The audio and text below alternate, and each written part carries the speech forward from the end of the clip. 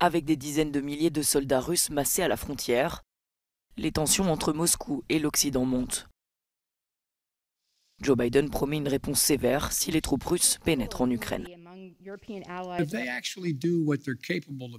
S'ils font ce dont ils sont capables avec les forces armées qu'ils ont massées à la frontière, ce serait un désastre pour la Russie d'envahir l'Ukraine. Nous et nos alliés sont prêts à imposer de lourdes sanctions et dommages sur la Russie et l'économie russe.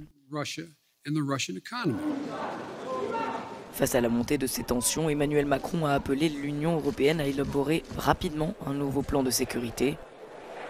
Il demande un dialogue franc avec la Russie.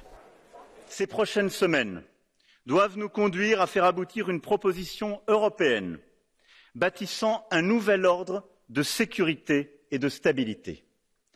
Nous devons le construire entre Européens, puis le partager avec nos alliés dans le cadre de l'OTAN, et ensuite le proposer à la négociation à la Russie.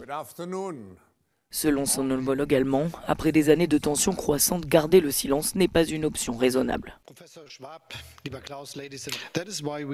C'est pourquoi nous rappelons à Moscou notre engagement envers l'intégrité territoriale de l'Ukraine et notre principe clé d'ordre de paix européen, selon lequel les frontières ne doivent pas être déplacées de force.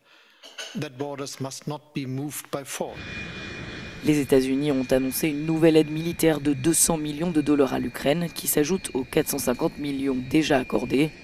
Le secrétaire d'État américain Anthony Blinken a appelé le président russe à choisir la voie pacifique pour sortir de la crise. De son côté, Moscou réclame des États-Unis la garantie que l'Ukraine n'adhérera jamais à l'OTAN.